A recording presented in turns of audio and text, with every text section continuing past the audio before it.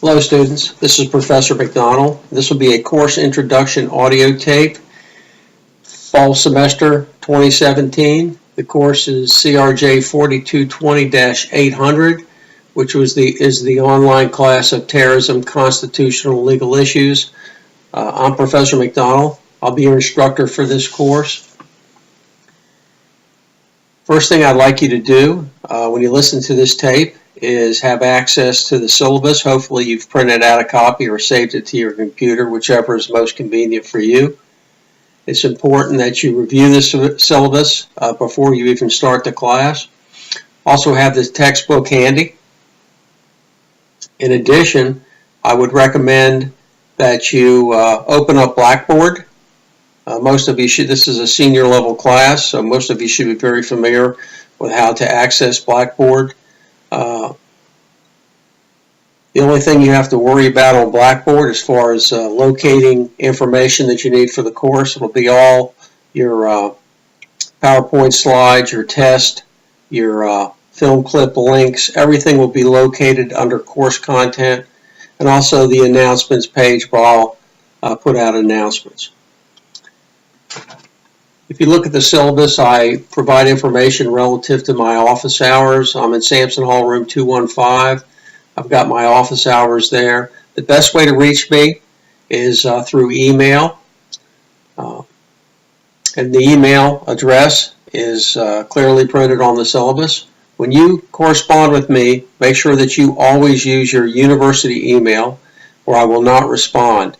What happens with personal emails is there's a good chance they'll end up in the junk folder and they might not be seen. You can also call me on the phone. I'm rarely in my office, but you can leave a message, leave your phone number, and I'll get back to you. But again, if you need a quick response, send me an email. I'm pretty good about responding to emails as quickly as I possibly can when I see them. Don't expect me to be sitting, on the computer on the weekends here waiting for you to email me, but give me a reasonable amount of time and I will get back to you. Our textbook, hopefully you've already looked up at the bookstore what our textbook is and you've ordered it or acquired it. It's Understanding the Law of Terrorism. This is the second edition. It's actually the first time I'm using this edition. It's written by Eric Luna and Wayne McCormick. McCormick wrote the first edition. I've actually corresponded with him before. Understand something about this textbook in this class. This is a high-level class. The subject matter is extremely complex because we're dealing with law, and in particular the law of terrorism. In particular, as a follow-up, a lot of the things that we'll talk about will apply to post 9/11, but we'll also address a lot of illegal issues that precede the 9/11 attacks that are applicable to the literature in this particular class. But again, it's a high-level class. You really have to be engaged to be successful. And I'm not trying to scare you, I'm just being honest with you. And it's designed to be a challenge because the subject matter is challenging, and you would expect this at this level. When I teach this in the classroom, this is probably the hardest class that I teach. This doesn't apply to you because this is an online class, but just the preparation that I put into it when I go into the lecture class and actually put together lectures with this textbook. Nonetheless, if you need assistance, email me. If you need counseling, give me a call, and we can. Some of you are distance students. And we can handle a lot of the things we need to handle either via email or on the telephone. I don't have any problem. That's what I'm there for. Now again, our textbook, make sure you get this as quickly as possible because we'll start into this relatively quickly. If you look at the syllabus, I've also included some links for some additional resources. The Bill of Rights, which is the Constitution and the Bill of Rights in particular, is the foundation of our criminal justice system. And it'll be referred to frequently in the textbook and in the materials. I've also included Title 18 United States Code, Crime and Criminal Procedure. This is the criminal code at the federal level. Most terrorism cases are prosecuted at the federal level. And you'll actually visit this in some of the statutes and some of the first couple of chapters that you read. I've also included the United States Sentencing Guideline Table because that is discussed in one of the chapters. If you've never taken a online class, I strongly encourage you to access the link that I've provided in the syllabus. I believe it's on page 2, and this will just kind of introduce you to how to navigate your way through the system. I also, if you look under course content, I'll also include some documents relative to test taking tips, the use of Blackboard during test, the requirements. It's very important that you have a good connection.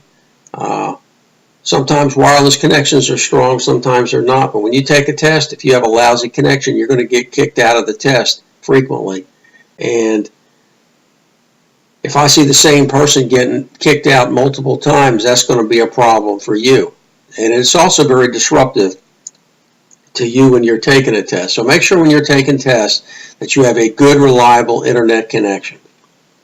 And as I say in the documents that I provide, I can't fix your internet connection. You'll have to contact the IT help desk for that sort of thing. If you get kicked out of a test, you need to email me, and then I'll make a decision as to whether or not I'm going to clear the test and let you start all over again. The system does not allow you to start over in the middle of a test that you've got booted out. If I agree to let you retake the test, then you'll have to start from the beginning.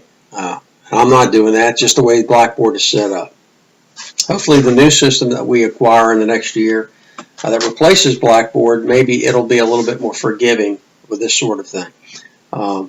Again, the course description, we're going to look at the global threat of terrorism because it's stimulated significant legal change within the American and international criminal justice community.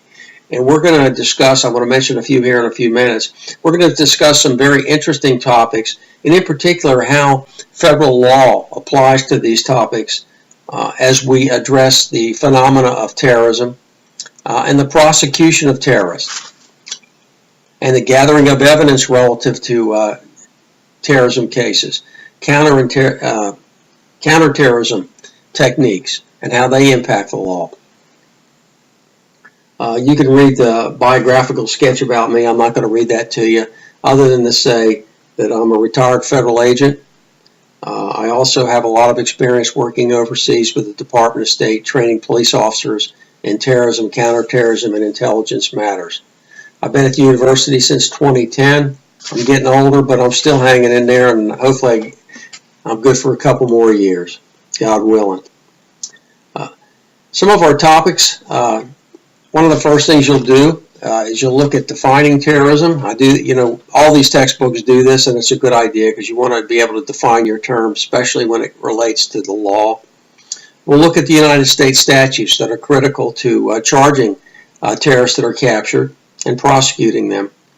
We'll talk about conspiracy a lot, and the conspiracy statute is very important in the prosecution of terrorists because our ultimate goal is to stop an attack before it occurs. Well, if we stop it, you don't really have a substantive crime that has occurred. Alas, that's where conspiracy comes in, because that is a crime, and if the FBI stops an attack before it occurs, based on information developed on a terrorist cell, then they can charge them with conspiracy.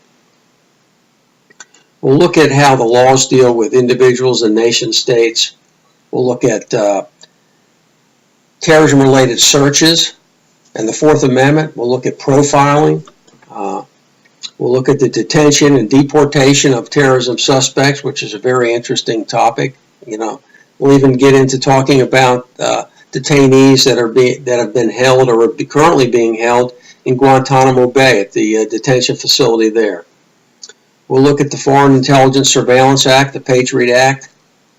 We'll look at the mass surveillance relative to Snowden and the NSA, or the National Security Agency. And we'll also take a look at interrogation techniques, extraordinary rendition. We'll take a look at some of the courtroom challenges that prosecutors face relative to the prosecution of terrorists. And we will also touch on targeted killings, assassination, the use of drones, which is very prevalent in our counterterrorism efforts today. And all of this is linked with key terrorism studies, even going back in history to prior cases that apply to the procedures that are used in terrorism cases today. And some of these cases go back to the Civil War days and also World War II.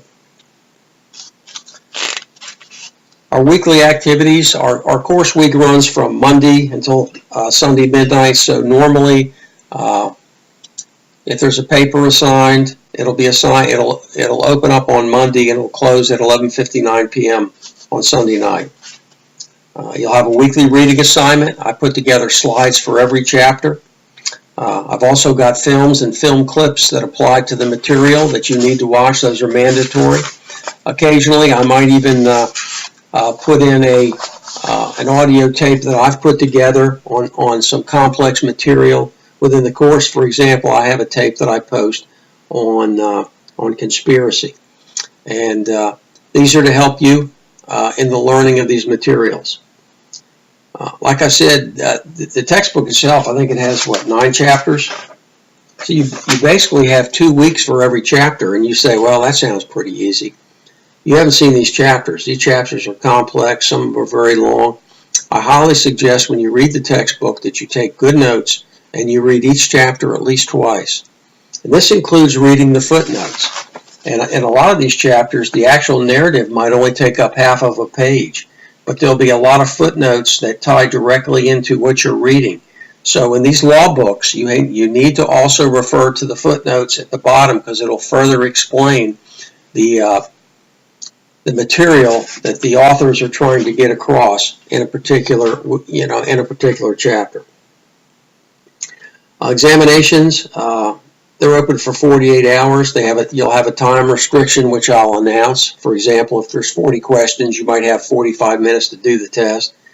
The tests are open for 48 hours simply because that accommodates most students. Also, it's going to have to accommodate your scholastic schedules, and also a lot of you are working in the field and also working in other jobs. So this allows you ample time to schedule your testing during those time periods. When I say 48 hours, on day one, I'll say it's a Monday. That means the test will open up at midnight Sunday night, and it'll close at 11:59 p.m. on Tuesday night. Honor code, you can read about that in the syllabus. Very simple. If I catch you plagiarizing in this class, this is an upper level criminal justice class. If you plagiarize in this class, you're going to get an F.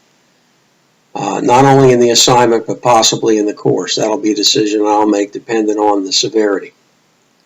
Just don't do it. I don't want to read somebody else's work. I want to read your work. There's a lot of information that you see in every syllabus on religious holidays, tutoring. There's a lot of support out there at the university if you need it. Resource learning, academic resource mentors. There's a university writing center to assist you. And that includes for distance students. Take advantage of this. Your work product is protected. In other words, I don't release anything other than perhaps to my boss if he needs to see something, but nothing gets released publicly without your permission, and I don't envision that happening. Let's look at the grading scale, which I've included there. You can read that also, but what are the requirements? There'll be 4 exams in the course, which basically is an exam every 2 chapters. There's 1 exam that covers 3 chapters. So about once a month you'll have an exam.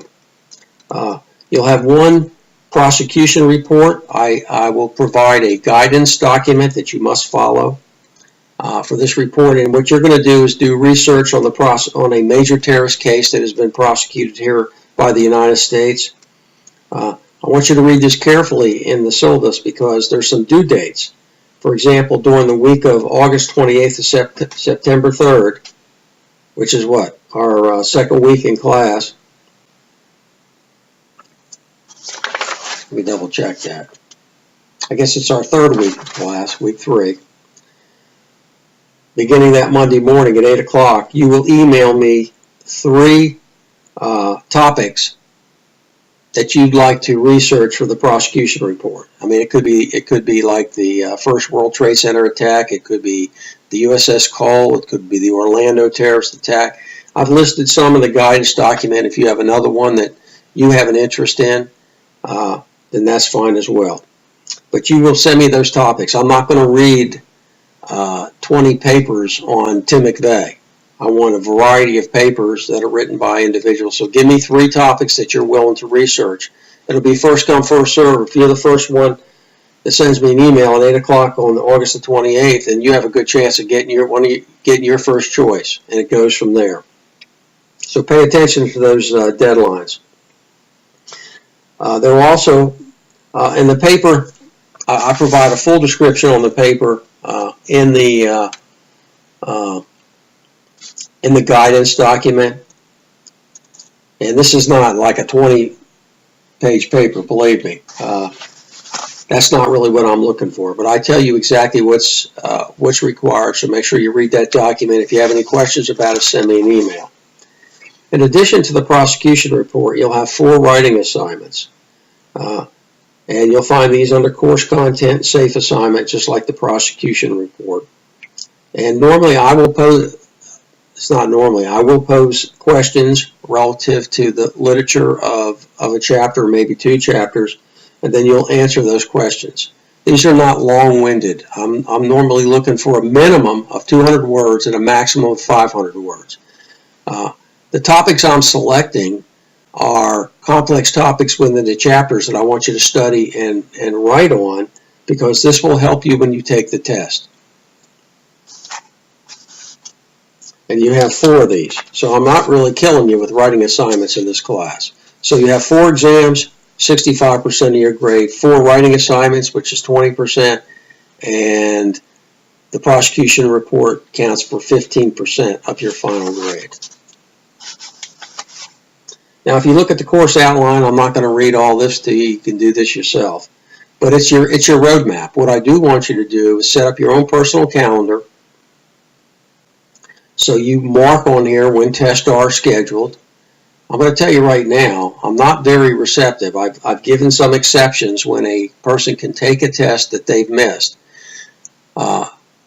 Major health emergency, death in the family, you're in the National Guard and you get called up, that sort of thing.